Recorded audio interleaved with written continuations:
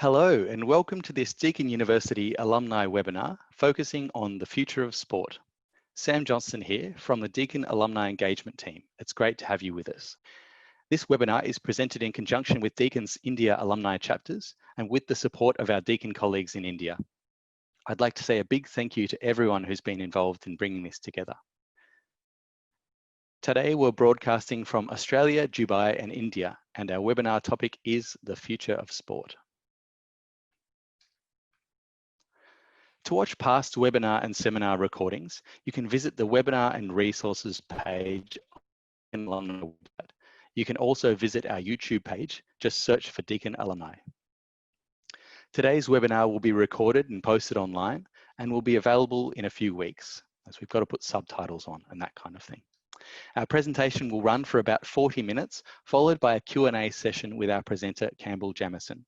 Throughout the presentation, if you have any questions, please type them into the question box and submit, and we'll get to as many questions as possible during the discussion time at the end.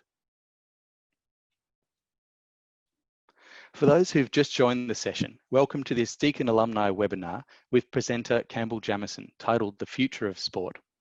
As you'll see on your screen, Campbell's presentation will be given under Chatham House rules, meaning that participants are free to use the information received, but neither the identity nor the affiliation of the speaker, nor that of any other participant may be revealed. Thank you for your understanding.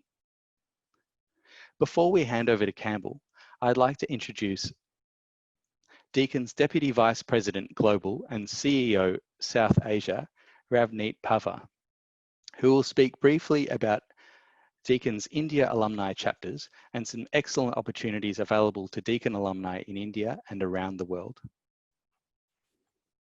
Over to you, Ravneet. Thanks, Sam. Hello, everyone. I'm right now in Delhi, and so I think a very good afternoon to everyone in this part of the world, and maybe good evening to everyone from Australia. Just to let you know that, we are all living in different times and difficult times, but let's stay together and let's make sure that we do all we can to stay safe. Ladies and gentlemen, it is interesting and important for me to tell you that Deakin celebrated its 25 years of engagement in India last year, and that's when we officially launched the India Alumni Chapter. We have 3 chapters in India at New Delhi, Mumbai, and Bangalore. The chapters are managed by committee members, and I hope and think that a lot of you are connected today. So a very, very warm welcome to all Deakin alumnus from all over the world that are connected with us today. The 3 chapters in these different parts of the country are actually led by 3 different people. So Krishnan Venkateswaran is the steering committee member in Bangalore. Anand Doshi is the president of the Mumbai chapter, and Gagan Arora is the president of the New Delhi chapter. Moving on to the next one, we've got the functions of the alumni in India are basically looking at lifelong communication amongst the members. It is supposed to provide a platform for exchange of ideas, cultural, social, and professional. We are also focusing on organizing and coordinating various initiatives, actively enhance participation from current members, and enroll new members as we go along. Add value to the Deakin brand and all stakeholders in India. The bottom line really for me is it's important to let everyone know that we want to be a community that is well connected and we want to add value to your lives. Moving on to the next one, we've got the focus, I think, in future initiatives that Deakin will be looking at as a way forward in India is to be looking at digital engagement for the next couple of months. So we will be holding lots of webinars and online interactive forums for the benefit of our alumni and the wider Deakin stakeholders in India and various parts of the world. Feedback on areas covered in the future and initiatives would be welcome from all our alumni. And it is my pleasure also to say that we are very, very keen that some of you yourselves run alumni, like we've got a guest today who is a Deakin alum. Moving on to the next one, I think it is an important part of professional development for all our alumni. And Deakin South Asia has developed a few key programs online recently to support the upskilling and the professional development of people across the world over. But specifically in India, we've come up with a program in sports marketing in association with the Rajasthan Royals. I've got my colleagues from the Royals here as well, but for those of you who are interested to know more about this program, please click on to the link that is there shared, or you can write to Kanika. I'll be sharing the details with you shortly. The other program that we've come up with is an MBA global program in association with Upgrad. Those of you who are in India would know that Upgrad is a leading organization that offers professional development online to various professionals run in various streams. So this program is another interesting program for you to think about in your upskilling. The third area, which I'm going to spend a little bit time talking to you about today, is the professional practice by Deakin Co, which is the corporate arm of the university. Moving to the next one, the Deakin Co programs are, sorry, I'll just take you through this one first. Offered in association with Rajasthan Royals, it has two levels. The first level is the foundation level, which is the 1 to 3 weeks program. And the second level is the advanced program, which is a 2 to 4 weeks program. The certification in this particular program in sports marketing is issued by Deakin Co and Rajasthan Royals. And like I said, Deakin Co is the commercial arm of the university, and it offers various programs across the world over. For more details on this program, you can log on to the email put there. That's www.rajasthanroyals.com/education. Moving on to the next one. The MBA program with Upgrad that I just spoke about is really focusing on how you can upskill through management qualification, and also Upgrad does provide career service at the end of the program. This particular program has AACSB and EQUIS accreditation, and also this program is a well-renowned Deakin International MBA program. You could enroll through credit points as well, which is credit for prior learning, as we call it, and that can also be discussed one-on-one if you're interested. And you can move on to www.upgrad.com/MBA-Deakin-University.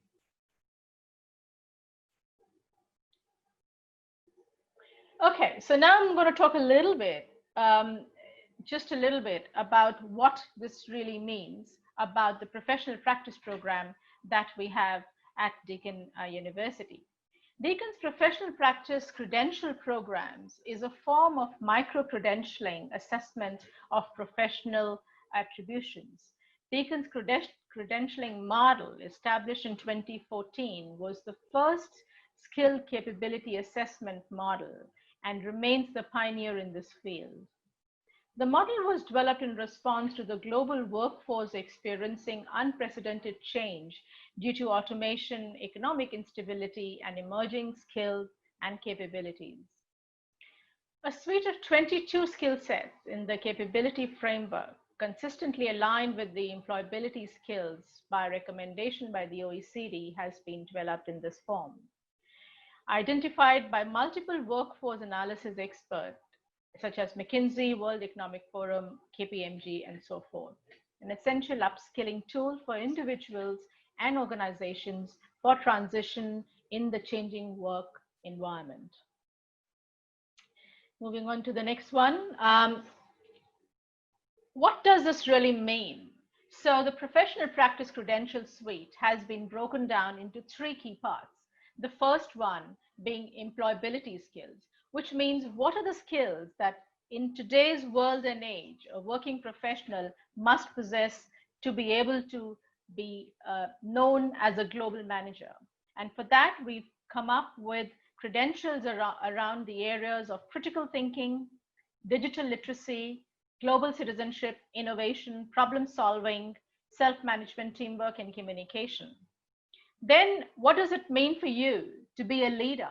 In that, we've got skills like empowering others, adaptive mindsets, driving strategic results, and leading and developing people. And last, not the least, in today's world and age, as you all would understand, the technical skills are really, really important. And areas like this, we've got creative marketing, customer experience, digital learning, financial literacy, design thinking, risk management, and digital marketing. So ladies and gentlemen, what I'd really like to say that these are important aspects of upgrading yourself, especially in post-COVID times, because at this point of time, we are going to be living in a new world.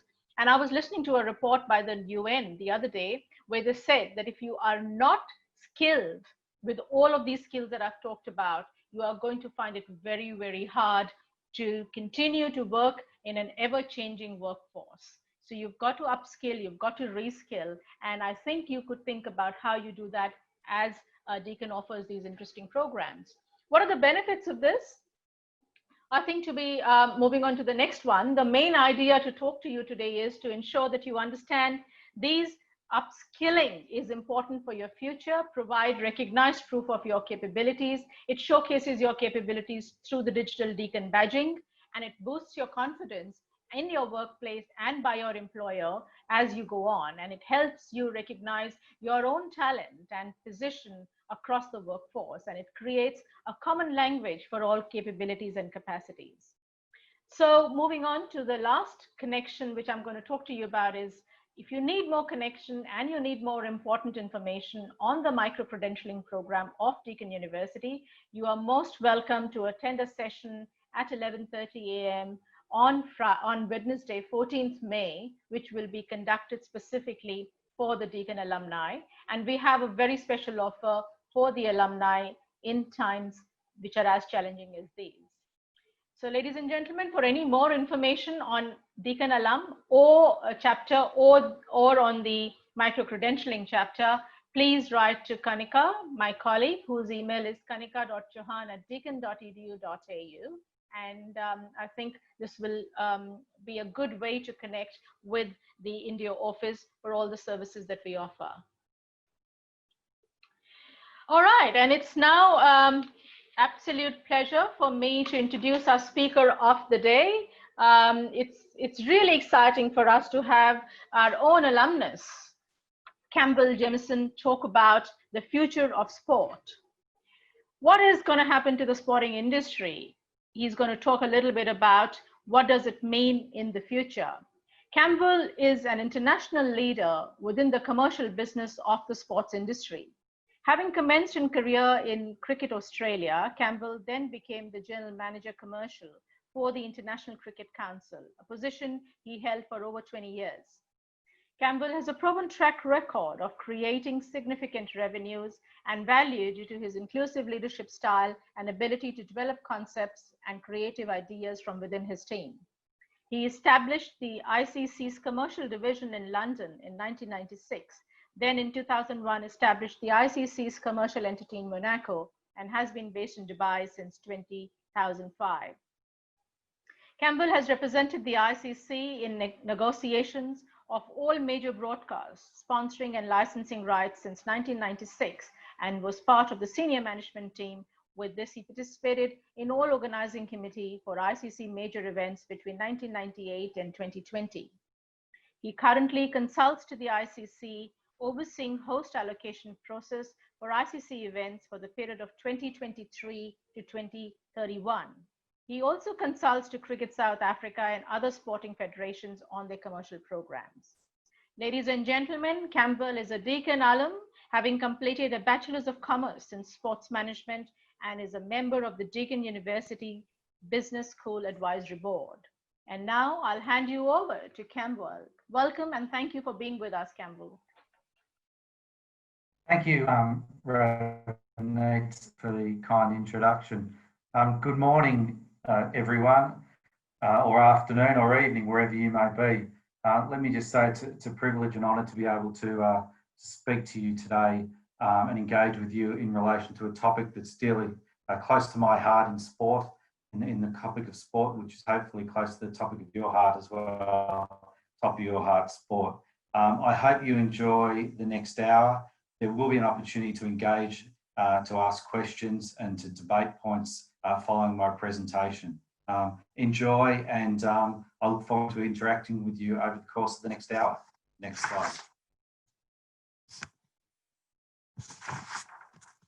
Generally, when we talk about sport, discuss or debate sport and the future of sport, we talk about advances in technologies, we talk about increased skill levels, we talk about new training methods, we talk about ways of engaging with fans, we talk about ways of generating new income. They're the general topics that we cover off when we talk about the future of sport. Today, unfortunately, when we think about the future of sport, we think about sport post-COVID-19. All industries throughout the world are currently trying to plan what post-COVID-19 looks like. Sport is no different to that. Based on my 30 years experience in the sports industry, what I'll attempt to do in the course of the next 45 minutes is provide some thoughts, some ideas around where I think sport will be post-COVID 2019. Thank you, Sam. Unlike most of the other topics that when you hear about sport, what I'd like to cover off when we talk about post-19 is not just what we read in the papers or see on television, and that's a focus on professional sport. Today, I want to spend a little bit of time talking about amateur sport and also the professional sport and the issues that we face and where I think sport will be post-COVID-19. Specifically around the future of sport and amateur and social sport, which I think is vitally important to society and people, what I think it will look like post-COVID-19, I want to focus on 4 key areas. Firstly, clubs and teams. People are also involved in many ways with clubs and teams on an ongoing basis and have been over time. I want to talk about participants because they actively make clubs and teams and sport happen. I want to talk about facilities for a moment and touch on where I think facilities will be when we come out of COVID-19. And I also want to touch on well-being, people's well-being, because I think that's plays a vital role in all the 3 other areas that we're going to cover off from an amateur sport perspective. From a clubs and teams perspective, I think from the short term, what we're going to see is a decreased number of individuals partaking in clubs and team sports. And I think that's going to occur purely because of people's uncertainty around social engagement and around being together with groups of other people. But I think long term, clubs and teams are going to be a driving force behind amateur and social sport as they were prior to COVID-19. I think the social impact, the social aspects of clubs and teams, and the feeling of belonging is going to drive us amateur sportsmen and sportswomen to our clubs and teams. And overall, I think what we'll see is a growth of participants at clubs and teams levels post-COVID-19 into the long-term future. From a participant's perspective, I think short-term, what we're going to see is a significant increase in the growth of participants playing and being actively involved in recreational sport. When I talk recreational sport, I specifically talk about jogging, running, cycling, hiking, all those activities that you can do by yourself in a non-formalised manner. I think we're going to see a significant short-term increase as people start to get outside and get more active to change their lives and to get over the COVID-19 impact.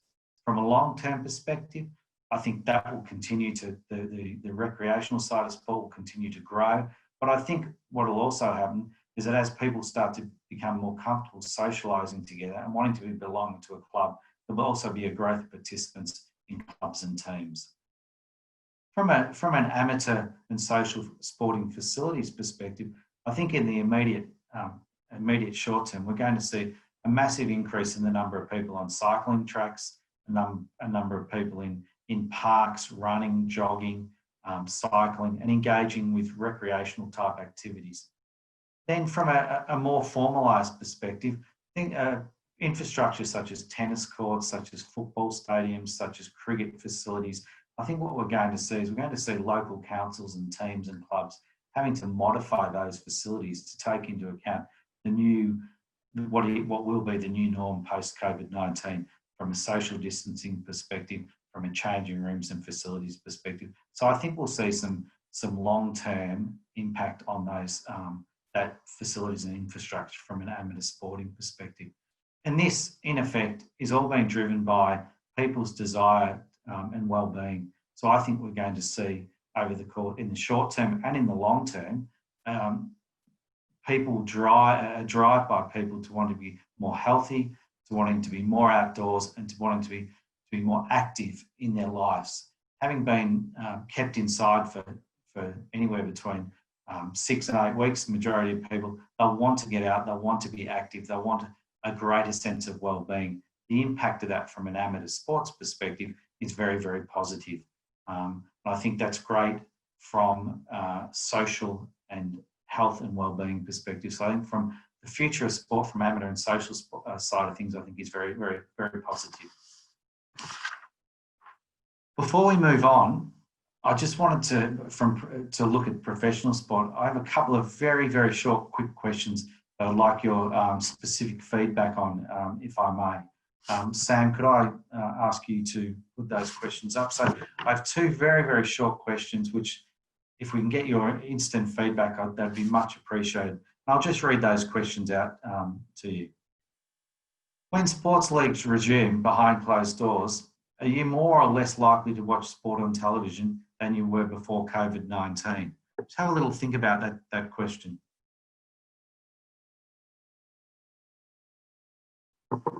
Then the second question, when sports leagues resume and are open to the public attendances, would you attend a live event immediately, or would you take some time and see how it all sort of evolves before you attend an event?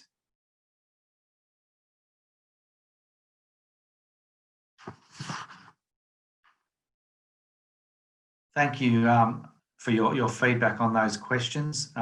Sam, can we actually put those up on the screen?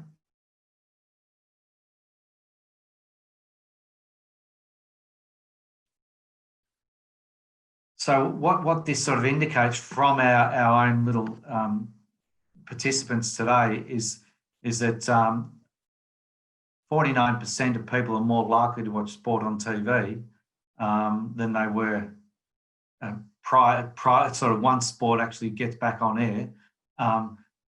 It's interesting that only 12% or 7% of people are less likely to watch sport on TV post COVID-19. Very, very interesting. When sports leagues, the second question, when sports leagues resume and are open to the public, would you attend a live event immediately? So there's only 61% of us are saying no, that we wouldn't attend a live event immediately. And that's pretty much the norm of what general research patterns are showing us currently as we research people in relation to sport and post-COVID-19. Thank you for your contribution there. And I'm going to turn now to a couple of other pieces of research work, which I think sets us up nicely to look at the way sport will be seen from a professional perspective post-COVID-19. So this piece of research that you have in front of you now is one specific market, the UK, and it's been undertaken by one of the world's leading research companies, YouGov, and it's in relation to sport and how people are feeling about sport and attending sport post COVID-19. What the research is actually saying is that long term, the patterns of the general public and fans will remain unchanged, but in the short term, 30% of us will prefer to watch sport at home than actually go out to a sporting event, and that's in the first instance. That's pretty much in line with the research that we've had, that we just undertook ourselves. I could move on to the next piece of research. What this piece of research, again undertaken by YouGov, and again just the UK market, is that once live sports actually gets up and running again, most of the general public and sports fans think they should be held behind closed doors. So a strong 54% saying behind closed doors and 32% are unsure. So only 14% of the population are actually saying, from a general population perspective, that are saying they should be open to the public. And from a sports fans perspective, only 19%. So a majority of people are in favour of sport taking place, but behind closed doors. And then the final piece of research that I'm going to present to you today, if I could, Sam, if you could move on to the next slide, is in relation to those people that would attend, what their key aspects that they'd like to see at venues and stadiums when sport actually does start. And the key, what this research is showing us, is there is a key concern around social distancing, and clearly fans are saying they'd like to see reduced levels of occupancy within stadiums. They'd like to see increased sanitisation in areas and increased space for people to be able to not socially connect with each other, which is very different to the norm of where sport is. I find those pieces of research really interesting, and they certainly help frame my thinking in relation to what we think and how professional sport will be post-COVID-19. Sam, if I could just move you on to the next slide, thank you. So what does this all mean for the future of professional sport post-COVID-19? I've taken a four aspect approach in what I'm going to present today. We'll have a look at broadcast, we'll have a look at sponsorship, we'll have a look at match day, and we'll have a look at athletes and what impacts post-COVID-19 will specifically have on them. We're seeing so much discussion and debate around the future of sport and other industries post-COVID-19. I've taken four core aspects and how I think they will actually change over the course of time as we move out of COVID-19. And I'll move on to the next slide, Sam. Specifically from a broadcast perspective, I wanted to make some really, really key comments in relation to audience and audience levels, in relation to subscription and how that will unfold, in relation to advertising on broadcast, and then finally, all of these impact on a key factor, which is rights fees payable by broadcasters to sporting federations. From an audience perspective, I think from a short term, I think we're going to see, once sport gets back up and running, we're going to see significant increases in television ratings and people watching sport on TV. So I think the broadcast and the audience levels will be sort of unprecedented levels, greater than we've ever seen before in the history of sport. I think from an attendance level, I think we're going to have significantly reduced levels of attendance, if any attendance in the short term. I think the cricket was very fortunate to get to the Women's World 2020 World Cup away just prior to the closure of most countries, with 84 plus thousand people attending the Women's World Cup final at the MCG. I don't think we're going to see the likes of those sort of attendances in the near future. From a long-term perspective, audiences, I think television audience and ratings will continue to remain very strong, and it'll be the way that people will want to continue to follow and engage with sport. I think from an in-stadium perspective, I think we're going to see a continued regulated and reduced number of people attending sporting facilities in the long term. I'll turn to subscriptions for a moment and what subscriptions for broadcast for sport will look like. I think short term, based on increased audience numbers that I've suggested, I think we're going to see a significant growth in the number of subscriptions for pay television and the various other subscription models that sport is broadcast on. I think long term this will also stay in place, although I do believe the levels will reduce back to the levels that we currently saw pre-COVID-19. So from a broadcast perspective, from subscriptions, it'll be very, very strong. From an advertising revenue perspective, I think unfortunately, taking into account the current global economic situation, advertising revenues are going to decrease, in spite of the fact that audience levels and ratings will increase. I think the actual ad rates and ad revenues will decrease that are paid to broadcasters for broadcasting during sporting events. I think long term, once the economy heads back to where it was, which is again very long term, I think then we'll start to see the levels of advertising that we saw pre-COVID-19. And I think the advertising levels will get to that place simply because the ratings and the engagement levels of sport will continue to be strong, because sport makes people feel good, and it gives them an outlet to society and to other things that are evolving in their life. And then finally, from a broadcast perspective, and very importantly, is rights fees. I think short term, we're going to see a significant reduction in rights fees, simply because the advertising revenues are going to reduce significantly. I think what we're currently seeing in the market at the moment, we're hearing in news channels and in media, is litigation and action between broadcasters and rights holders over whether fees are due and payable.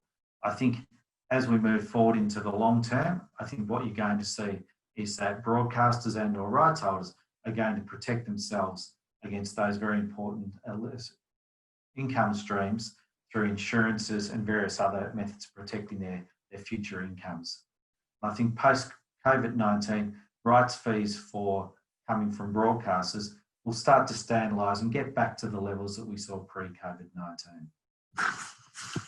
Moving on, if I could just talk for a moment about sponsorship, where I think sponsorship and licensees will be post-COVID-19 from their perspective. Again, I want to look at 4 key aspects of sponsorship, of the sponsorship market. I want to talk about the value and what value sponsors are going to get post-COVID-19 from sponsoring sport. I want to talk about engagement and their ability to engage with fans and consumers, which is part of the reason that they sponsor. And then I also want to look at stadiums and how changes to stadiums will impact on sponsors' ability to leverage their partnerships with federations and also engage with fans. And then finally, look at rights fees and how they may be impacted post-COVID-19. Just starting with value.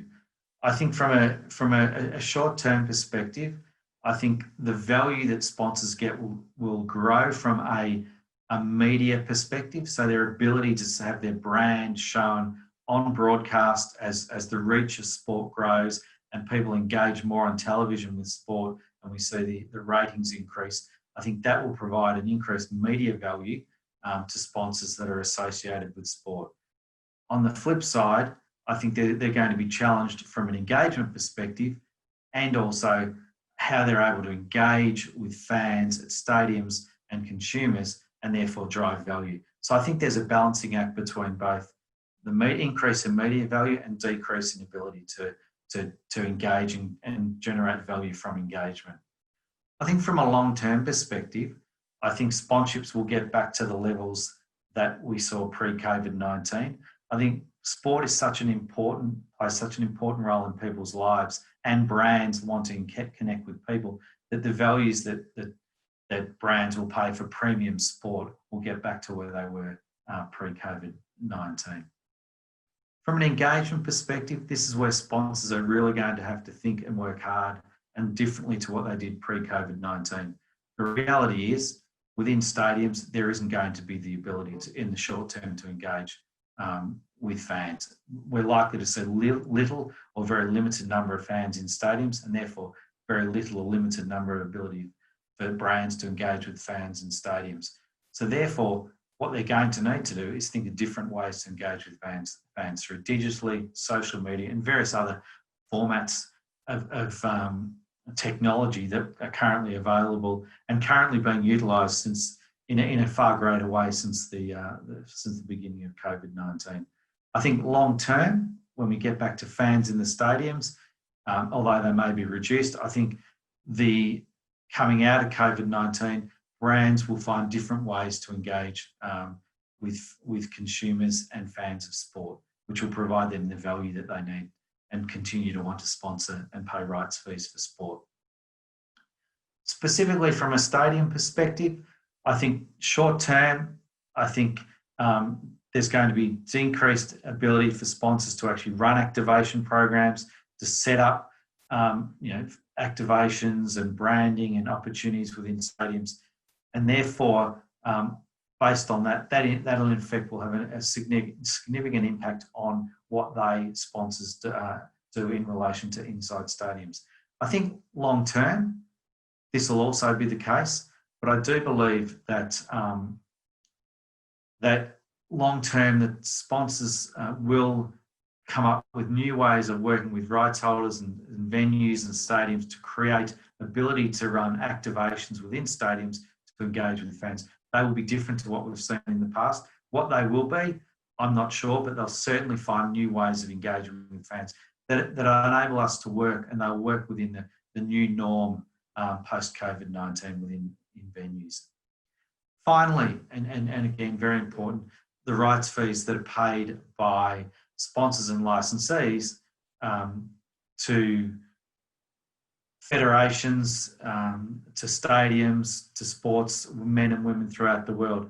I think what we're going to see short term is a significant decrease in rights fees. And this is not based on a desire to be involved in sport, a desire to engage with sporting fans by brands. It's simply going to be down to economics and global economics and the impact that the world and the global economics has had on brands and their ability to utilise marketing budgets to associate with sport. I think long term, the rights fees will get back to pre-COVID-19 levels. And I think that's the case because brands love engagement with fans. Fans love sport. Sport has an impact on their lives in a positive way. And I think that circular motion will enable and will push brands to continue to want to be associated with sport and to pay rights fees. So long term, from a sponsorship and licensing perspective, it's going to be different. But I think because of our passion for the lovers and love of sport, that they'll still be there and the brands will still want to drive and work with sport. Moving on, I just want to talk for a moment about how, from a match day perspective, how it may look very differently post-COVID-19 to what it was pre-COVID-19. I want to focus on 4 key areas. I want to focus on the attendances at venues. I want to focus on the infrastructure at facilities and venues, the costs of putting on those facilities and developing those venues, and finally the revenues that the venues generate from match day income such as gates, takings, such as hospitality, such as food and beverage, such as merchandise. I want to talk about how they, post-COVID-19, how those revenues will be impacted, and I think they will be impacted in a very significant way. So focusing specifically in the short term on attendances, I've made this point a number of times already. I think attendances are going to be very limited, and where we do have attendances, I think they can be extremely regulated in how we go about that. I think we may see certain sections of stadiums open. We may see 1 in 4 seats being used. We may see various different ways of overcoming and working as the new norm to overcome the challenges we're faced by COVID-19. We may even see long-term some sort of Uber premium type offering where you can have pay a specific increased fee to attend a match in a specific environment, which is socially further distanced from what you would be in a normal stadium or 2 seats apart. I could see that happening in the future. From an infrastructure perspective, I think immediately we're going to have to change the infrastructure within stadiums. I can't see seats being removed. I can see seats being closed for use. I can see the changing facilities within professional stadiums changing dramatically. I think we're going to have to put in place new, bigger facilities for changing rooms for players to prepare and for various other capacity requirements. I think the vendors and the selling, we're going to have more stores and people to be able to buy food and beverages, and we're going to sell them in a very different way than we currently have. They may well be all delivered to the seats as an example, rather than someone actually coming out and going to a stall and standing in a queue to get the F&B that they're looking for. All of these impacts are going to have a dramatic impact on the costs of putting on a venue and running a venue. The stadiums are going to have to change. There's going to be significant increases in changing that infrastructure that I believe will need to be put in place. And then managing that infrastructure, I can see an increase in the number of personnel required to manage venues moving forward to make certain that the crowds are controlled in a certain way. We may have walking around stadiums in one direction, cordoned off from walking in another direction. That will all require marshals within stadiums and venues to ensure that that takes place. They all cost. And then finally, what this will do is, from a revenue perspective, as I've indicated, I think will significantly decrease the amount of match day income. I think ticket sales, I think hospitality sales, revenue from those two streams, from merchandise, from F&B, from all the other ways that the revenues generate income on a match day, I think that is going to substantially diminish. And that's going to have a massive impact on venues and how they operate. It will also have an impact because the costs have gone up, yet the revenues will go down. That's why I think venues will try to become quite smart. Offerings such as the Uber premium type offering of seat and whatever else that it comes with may be something that increases revenue from a ticket sales perspective, and therefore offsets some of the costs that are increased costs and the dilution of revenues from other areas. So I think venues and match day revenues are going to have some significant challenges post-COVID-19.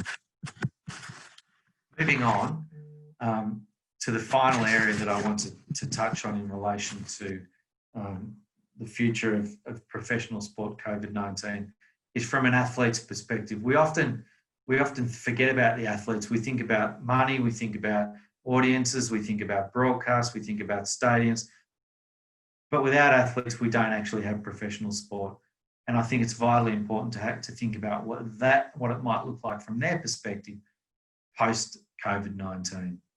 I'm going to look at 4 key areas. First being training, then preparation, transfers and the transfer market and windows from one club to another club, and then finally salaries. I think from a training perspective, we're already hearing and seeing in the news about professional football clubs and cricket teams and rugby league clubs training in locations that they're not their normal training locations. We're hearing about them training in 4s at different times to other players, or in groups of 10, so not together as a full squad.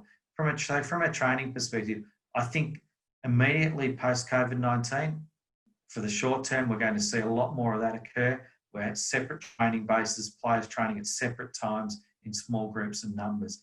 I think long term, some of those practices will be put in place and they'll become the norm moving forward. From an athlete's preparation perspective, I think we're going to see a number of significant changes from that perspective. We're going to see players preparing for events or matches in isolated locations. Currently we have Premier League teams football teams generally go and stay at a hotel the night before a match. We may actually see Premier League teams staying at their training base or at a facility for the entire season or for parts of the season. So that preparation pre-match day and pre-event, I think, is going to change substantially.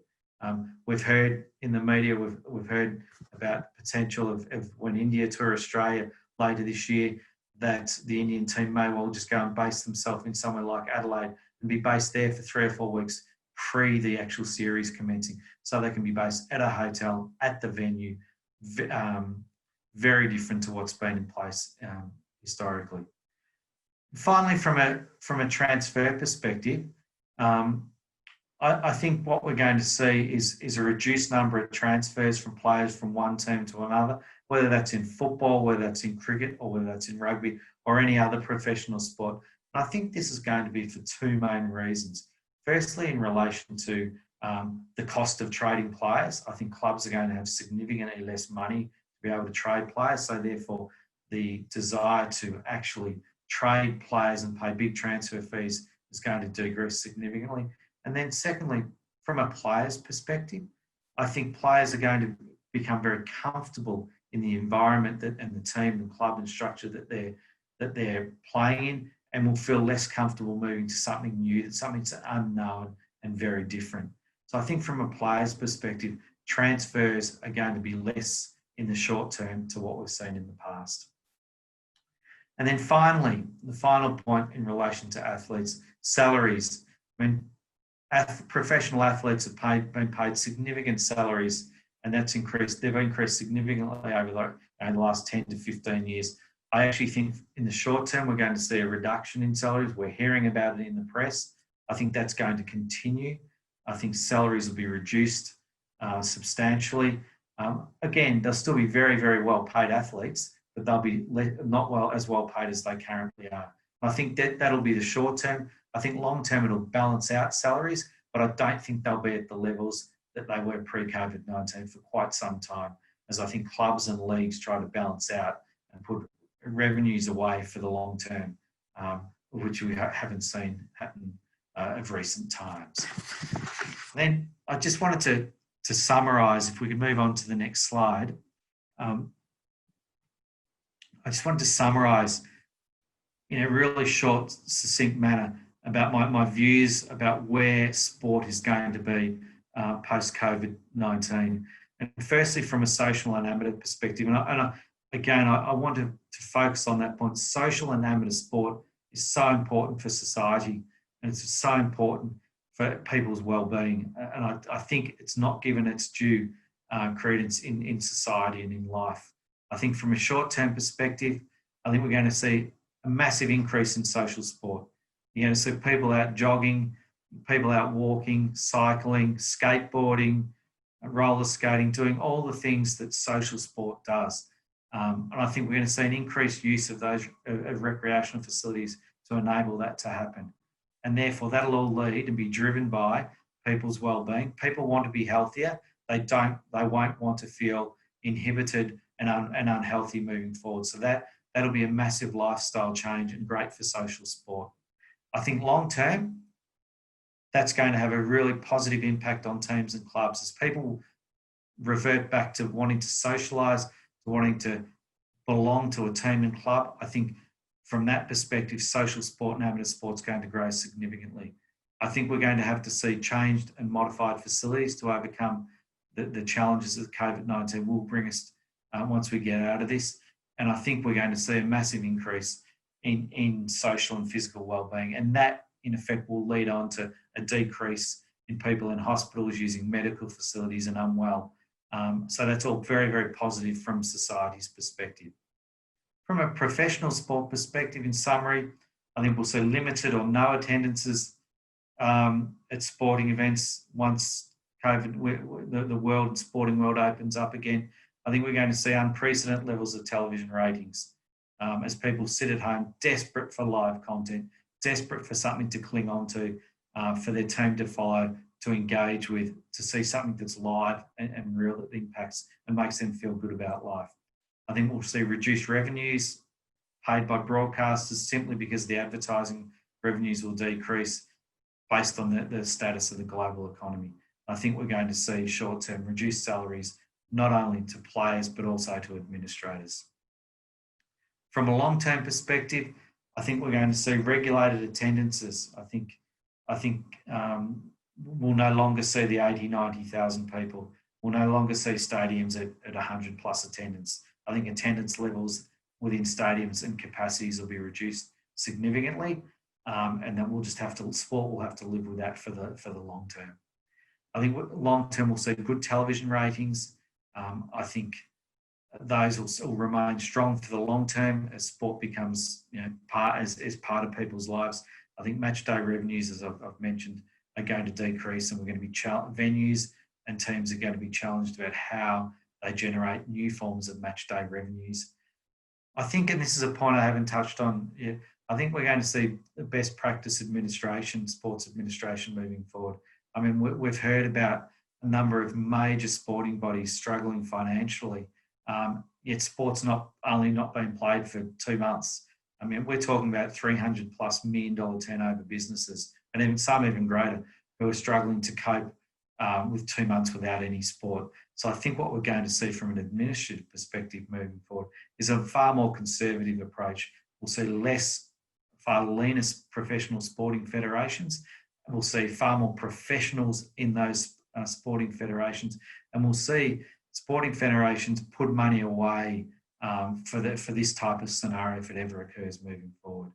And then finally, I think what we're going to see long term is regulated salaries. I think these salaries that we see for professional sports people are going to be far more regulated to enable sporting federations to put away funds in case we have the current issues that we're dealing with COVID-19. I know I've pushed through that in a relatively quick manner because we are constrained for time, because I do want to provide the opportunity for people to answer people's questions and to talk and discuss and debate points. So thank you for listening to my presentation. I hope it's been insightful, and I'm very happy to discuss any of the points that I've raised, or if people want to debate those points, very happy to do that. Over to you, Sam. Fantastic. Thanks so much, Campbell, for such an insightful presentation. As Campbell mentioned, we'll start the discussion session in a moment. So now's the time for attendees to write any questions you have for Campbell or for Ravneet and her team into the questions box on your screen, and then hit submit. We'd love to hear from you. We did have a few questions come through during the webinar, which is great. So I'll start with a question from Patrick, who asks, with the current situation putting significant financial pressure on domestic sporting leagues, do you think that Australian leagues such as the Australian Football League and the National Rugby League will look towards the private ownership or franchise model? No, I don't believe that will occur. I think what's going to occur is that leagues like the NRL and the AFL and other sporting bodies in Australia, they will take a more conservative approach in operating. And the conservative approach that I'm talking about is that they'll become leaner in cost-wise and in resources-wise. They will put away money for instances like we're currently going through at the moment. So they actually have banks of reserves and cash set aside for the rainy day. And whether that's an annual 1 year's operating costs, that may be that whatever the benchmark is, there'll be a benchmark. But I don't think selling to private ownership actually overcomes the issue that we're going through with COVID-19. Great. Thanks for that, Campbell. And we've got a question from Sam, who asks, if the sponsorships level, particularly in engagements, will get smaller, would it be possible for the larger brands to spend marketing budgets with smaller clubs or academies? Look, I think sponsors are going to think really hard, and some very bright people, marketing people, will come up with ways of engagement. Now, we're going to see a decrease in engagement, ability for brands to engage in venues. That's going to be a fact, simply because we're going to see reduced numbers within stadiums, and facilities will be more controlled and modified to how they look in the future. Brands, therefore, will look for new things, and that may be new leagues, new academies, new digital activations, various different ways. So look, I do think there will be potential and opportunities there. And I think the industry will evolve and come up with what's the best, what works best for each individual brand. Thanks, Campbell. And just a quick note to people sending through questions, can you please just make sure you send them in the question and answer box rather than the chat box? That'd be great. Thank you. A question came through from Falak, who asks, can online gaming platforms play any role to increase engagement of sports clubs or teams with fans? Online gaming platforms, I have an interesting view on those. I'm come very much for an old school of kick a ball, pick up a bat, ball and go out and play, rather than an online gaming. I think online gaming is a great opportunity to engage with fans in the current the current state of where we are, in the fact that it's very difficult for fans and children and boys and girls to get out and partake or watch their team play. So I think there is an opportunity from that perspective, but I wouldn't like to see that it overcome and overtake people getting out and being active. I think one of the challenges that I think society is going to face once we come out of COVID-19 is there's all these sort of 9, 10, 11, 12, 13, 14-year-olds have spent significantly greater time on their iPads or the Nintendos or whatever electronic device they're on, and that's become the new norm. And we need to make certain that we don't lose that group of people from partaking in outdoor sport. But I do think, yes, it provides an opportunity, but we need to be very careful. Great, thank you. And next question, do you foresee more use of stadia for multi-sports and in future development of stadia that are used for more than sport in order to share the infrastructure running overhead? Look, I definitely do. I think Australia and Australian venues are exceptionally successful in a very, very good structure and stadiums, and very multiple use stadiums, and that's enabled them to be to the quality they are. I think in England and other countries in the world where they can adapt the use of stadiums, I think that will occur. It is challenging, and in certain sports have different size stadiums and different facilities within which you're required to put on a sporting facility. But I think we're going to see more multi-purpose stadiums than we have in the past, simply because there's going to be an increase in infrastructure costs as things evolve as we come out of COVID-19. Thanks. I have another question. Is there prior research on any difference in performance levels when a sporting event is held at a stadium that is empty? I don't believe so. I'm not absolutely aware of any major events that have occurred behind closed doors, apart from the ad hoc match. We saw some cricket in Australia recently. We've seen some football in Europe at various times over a number of years, various other sports, but very ad hoc. I don't think there's any research been undertaken, as far as I'm aware, on a long-term strategy around sport played in empty stadiums. Great, thanks. Oops, there we are, back to that slide. Okay, so do you see more innovation in terms of TV viewer experience? For example, what Channel 9 did for cricket in the 90s, given the shift to watching much more from the couch? Absolutely. I mean, technologies and talent broadcast are going to continue and to grow and develop and enhance as we move forward. I mean, we saw for the first time, specifically in relation to cricket in Australia this summer, an attempt to use some technologies in relation to the bat and bat sensors on bats. We've seen that. We saw that in 2017, where ICC had an arrangement with Intel with bat sensors and then the smart cricket guys. I think that provides greater data points to the viewers and interest levels. I think what we're going to see is long-term is the ability to be able to watch different camera angles depending on where we are at home and what we want to see, and also to run and have different data sets coming through the television at the same time as viewing it. So I do think broadcast and what we are provided with in broadcast is going to be enhanced significantly over time. Great, thanks. I've got a question which is, someone wonders, should the T20 World Cup go ahead in October without crowds, assuming international teams are let into the country, etc.? Look, I think it's a difficult question. I mean, look, world events are world events. I think we'd all ideally like to see world events played with full houses, with people attendance, people engaging, watching. I'm no doubt the athletes would want to partake far greater partake whilst there's fans and support inside the stadiums. It's the same with the Olympics, which has been moved to next year. Will they be in a position to put in fans? I'm not sure. Will they be ready in Australia in October? I'm not sure. That's very much something that the government and the people that are running the cricket in Australia and the ICC will need to deal with. It's a challenging question. It's something that needs to be thought through before a decision's taken. Great, thanks.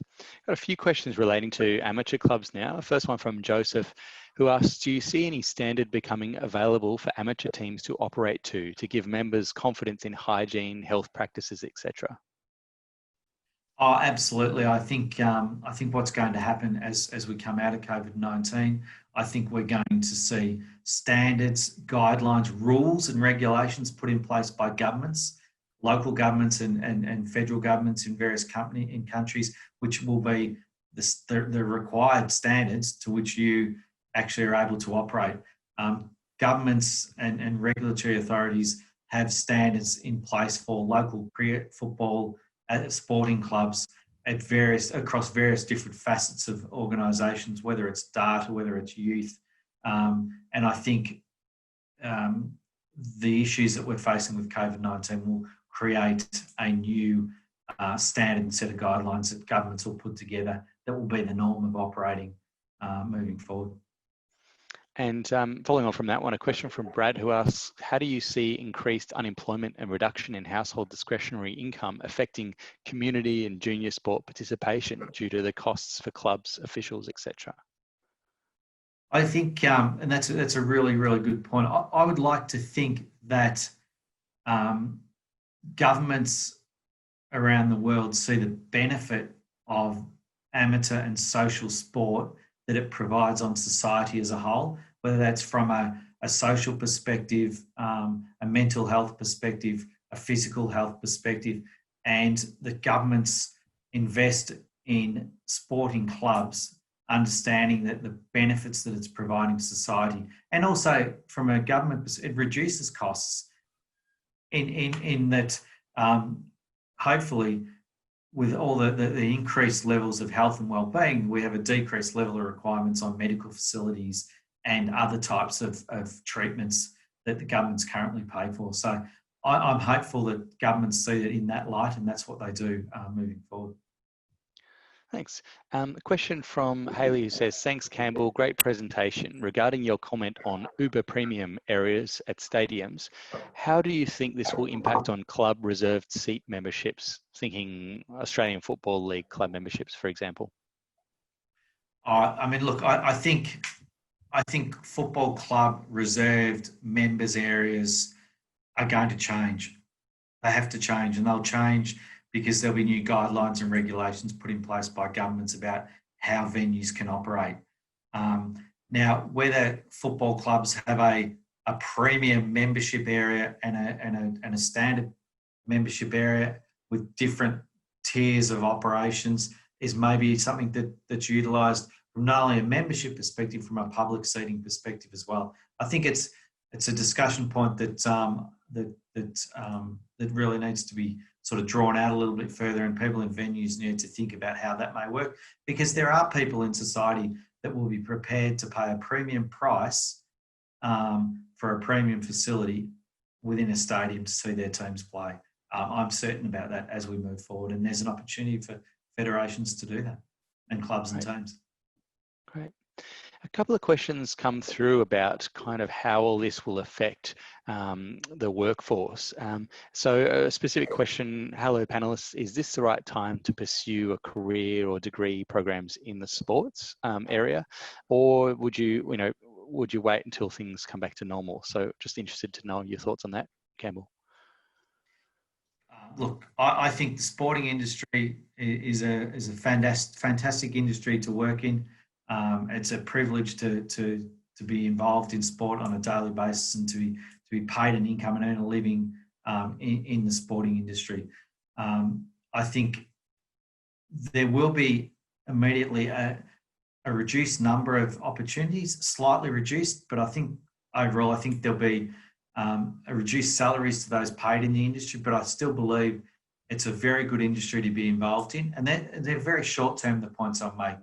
I think long-term, the industry is going to grow from both a recreational and professional perspective, and that professionals are going to be put in place to run those teams, clubs and federations and stadiums. So I think it's a great time to be actually becoming educated, upskilling in this area, and a great industry to work in.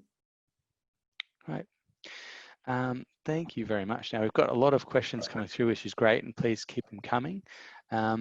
So a question coming from Sam, who asks, do you expect to see a change in the percentage of funds governing bodies direct towards grassroots participation versus elite player development? I think there will be a realignment of funds between grassroots and professional players. I think what we're going to see in the short term is, and I say this in the short term because not all federations and teams and clubs will be impacted by revenues. I mean, there's certain federations, such as cricket in South Africa is a really good example, that finished its season prior to COVID-19 impacting. How do you see, here's a good one, how do you see school curriculum changing with relation to sports and physical education? Look, I think this is a sort of an interesting question. So post COVID-19, there's going to be some issues and challenges with schools and how sports is played, and schools will be very nervous in relation to activities that get together kids and from other schools and various schools. So I think short term we're going to see some real challenges in relation to inter-school sports against other schools. I think long term though, I think when people and schools understand the well-being of sport, that will turn back to schools and sports being actively taking up and running sport programs and activities for children, which I think is very, very positive. But short term, I think we're going to struggle. The industry is going to struggle in schools, providing confidence to schools to actually partake. Thanks. Another question about the changes around work alongside sport. Nanya asks, what changes would disciplines like sports psychology have to undergo? I mean, that's a really, really interesting question. I'm not the expert on sports psychology in any shape or form, but I'm certain that those that are will be addressing the current challenges that athletes are facing. And I'm certain that they will have techniques and requirements put in place for athletes to monitor how they are as individuals and human beings, and how they are in preparation for what they do on the field when the time is right for them to partake. It's a difficult question for me to answer, not being the expert though. This may be another difficult one too, but an interesting question for sure. So Reka asks, do you think this phase would raise or shift the interest of people into Indigenous sports? I think what we are going to see in the short term is less and less of major international federations travelling and major global sporting events.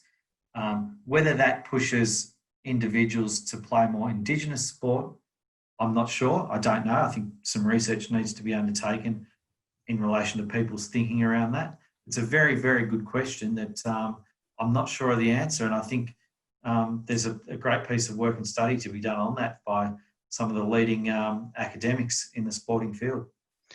Thank you. And moving on from that, and maybe touching back to what you were talking about best practice in the sports administration side of things, but one of our anonymous attendees asks, what do you think some of the new job opportunities will be in the sports industry? I think what we're going to see in the sports industry moving forward is we're going to see teams, clubs, federations employing qualified professionals that are skilled, specifically skilled in the various areas that they operate within sport. So historically, and this has evolved over time, and I think it's going to evolve significantly more as we move out of COVID-19 into future years. We've seen, if we go back historically, sporting federations have been filled with individuals that are probably not qualified or qualified to work in the sporting industry. They'll be qualified as teachers, qualified in various other different industries, but not specialist sports industry experts. And I think what we're going to see is professional sport, people with professional qualifications in sport being employed by federations, because federations are going to be far more conservative. They're going to want to not take risks with who they employ. And when they see that someone that's very well qualified in the area of sport with academic qualifications, that they'll be the employable people moving forward. Great. Questions come through from Jenny, who asks, how do you see sports that tour internationally on a regular basis, for example, every week or two, like tennis or Formula One, restarting post-COVID-19? Look, I think that's a really interesting question. I think and I think you need to look at it in two different ways. I think you have sports such as tennis, golf, Formula One, where in effect there is teams of people behind the individuals that are participating, but they're not sporting teams like a full-on football team or a cricket team. So when you have a cricket team tour, you have 30 or 40 people as part of that squad that tour. I think the numbers around the golfers, the tennis players are going to be significantly less. And I think that in itself may enable them to open up and start playing or participating at a professional level more so than teams. Global events where teams are partaking with multiple squad members are going to be challenging in the short term. Whilst golf tournaments and tennis tournaments less challenging because of the numbers of the squads. A question came through from Simon, who asks, we are seeing a lot of unbundling of sports broadcasting packages with individual sports and leagues establishing their own subscription platforms. Post-COVID-19, do you see this trend reversing and going back to more of a packaged form that will benefit subscription broadcasters such as Fox Sports? I think the part of the reason that we've seen that occur in recent times is that rights holders have not been receiving either the income that they thought they would receive or should be receiving from broadcasters, and therefore they're electing to, or in some cases, they're not actually even able to get a broadcaster to carry their sporting code and carry their matches and events. So that's why they're setting up these OTT type offerings and platforms where you can subscribe directly. I think moving forward, I think premium sport is going to stay on the premium sports subscription channels. I think there will be offerings for not as premium content on the OTT type platforms. I think there's a place for that, and I think that will grow. But I think the rights fees that are paid by broadcasters for rights fees paid by broadcasters for multiple sports and providing a platform for multiple elite sports will always provide traction for the sports fans to want to subscribe to those channels. Right. And just touching sort of back to your the increased content for the home viewers, we had a question from Anand, who runs a digital content company in Mumbai. He's the president of the Alumni Committee as well. Hi, Anand. And had a few questions, but he said, you were talking about attendances affected at the moment. What is your take on the use of virtual reality to stream matches where the attendees could be home but have the experience of being in a stadium? He thinks it could be the future of sports viewing and is interested in your take and whether it's the kind of thing the ICC would be interested in. Look, I think it's a very, very good idea and concept, and I think it's something as a short term solution, I think could work quite nicely. I think it also could work well for a long-term opportunity as well. In essence, I do believe people like to congregate together socially to watch their team, watch the major event at a stadium. You know, the thrill of being at the stadium and seeing it live won't go away. It's just going to be more challenging to be able to access it and to do it. So opportunities such as that's been suggested, I think, may well have a place, particularly in the short term. Right. So there's a question, Shabazz says, when the situation gets better, even in the long term, you say that we will not see 70 to 80,000 people attending sport anymore in the stadiums. Why do you think that would be the case? I believe that'll be the case because I believe government regulations will be put in place which restricts the number of attendances and the space between seats and attendances within the confines of a stadium. So I think once the regulations are put in place, to adhere to those regulations, we're going to see decreased size stadiums, capacities within stadiums. The stadium physical size won't change. It's just the capacity that those stadiums are able to fill based on the new guidelines and new regulations will be diminished. Thank you. And a question from Ajay Shakti, who is a physical education teacher at school. And he says he brings sports day to the school every year. They have very little funds and not necessarily best infrastructure, but he's really interested to find out how they might be able to bring good support to their students, sort of what points to take care of, and maybe if you know of any resources that you could share for educators or around this kind of area. I mean, I don't personally know of any resources or educators, but I'm certain there's people on this webinar now that will certainly know of very good resources that can be utilised to help solve that problem. I'm certain if you can coordinate somehow, someone could actually put in the notes in the chat room that they're actually able to help. I think that would be great. Certainly. I would suggest anyone who has any sort of questions that need follow-up on, please email deaconalumni@deakin.edu.au, and potentially if anyone feels that they might be able to assist with this query, could you email that address too? I'll put it up on the screen at the end of the webinar too. We've got plenty more questions still coming in, which is great, and we've got around 10 minutes left, so we'll get through as many as we can. Venkatesh asks, cricket-wise, any major changes that we could see coming in terms of the sport and maybe with the revenues with ICC?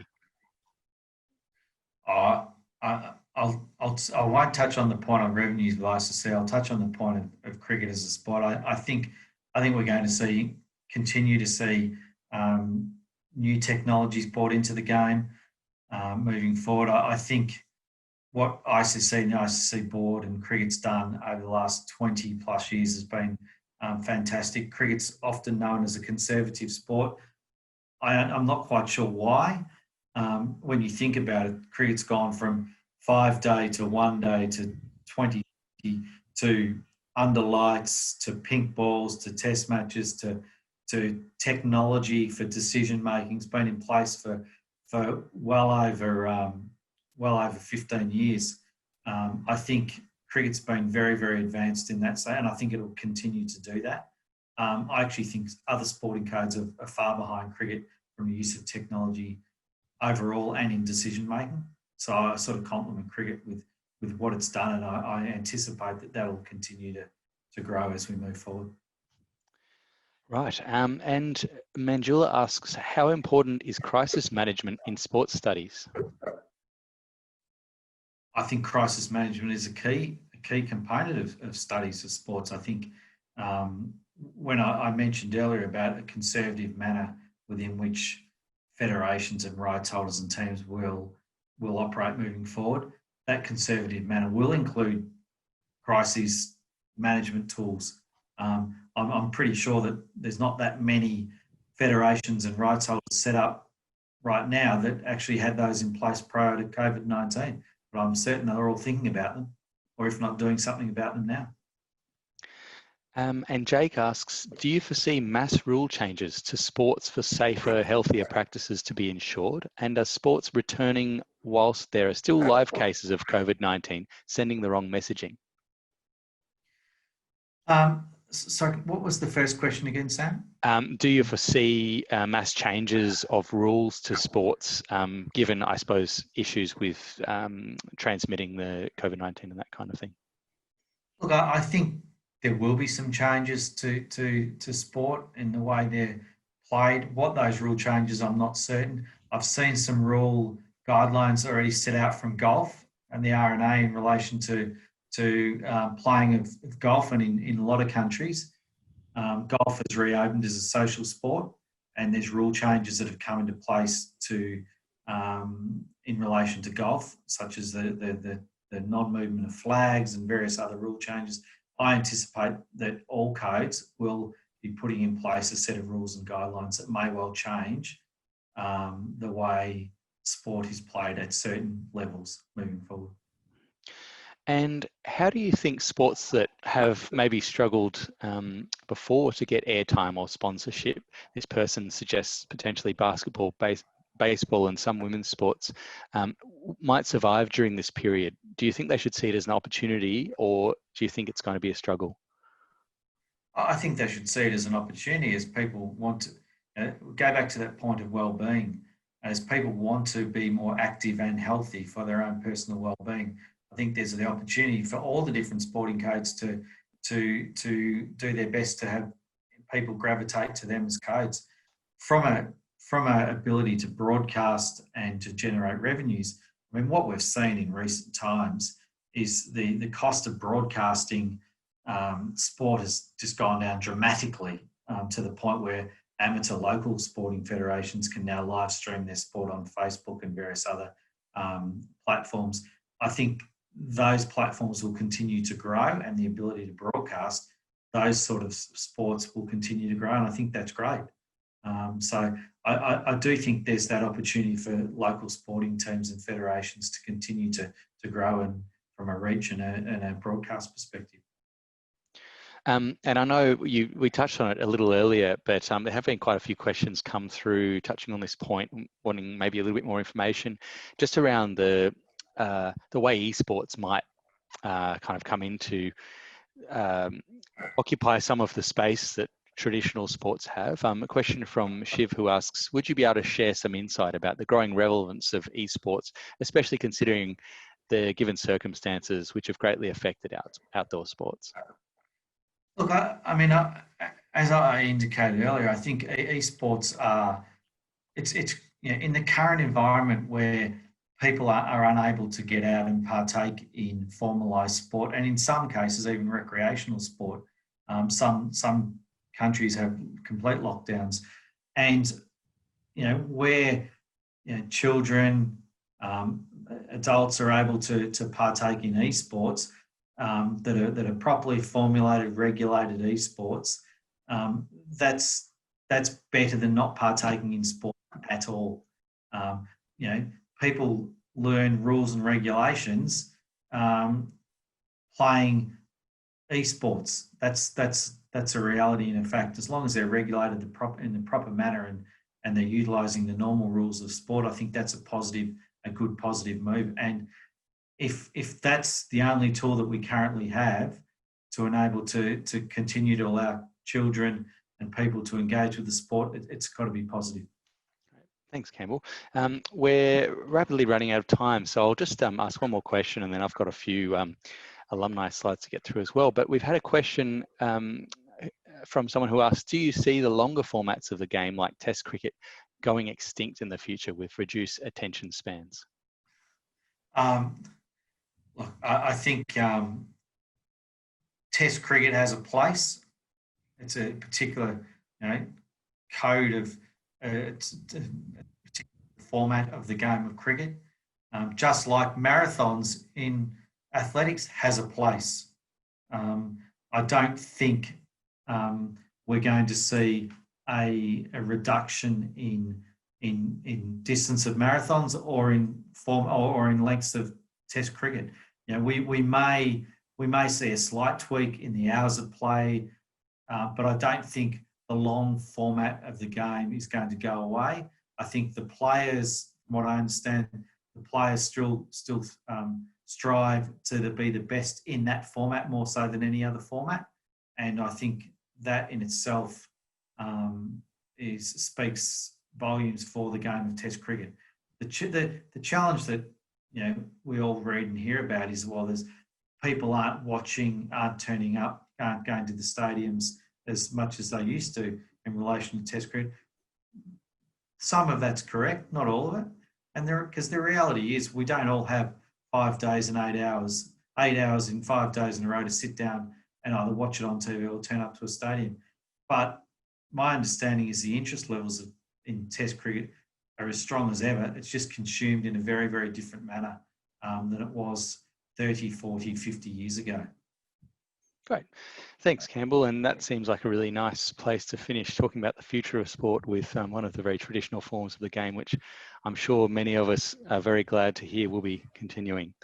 Thank you so much for your time. And as I mentioned, the questions that we don't get to, we'll send them through to Campbell, and hopefully we'll be able to get back to some of you with your responses. So thanks again, Campbell. Thank you for the opportunity, and thank you for the engagement and the questions. I think it's fantastic that people are engaged in sport and wanting to see it have a positive impact on people's lives. Great, thank you. Now, just running through a few of these slides, we'd love to stay connected and in touch with you, particularly Deakin alumni. So please make sure we have current contact information for you so we can invite you to relevant events and more.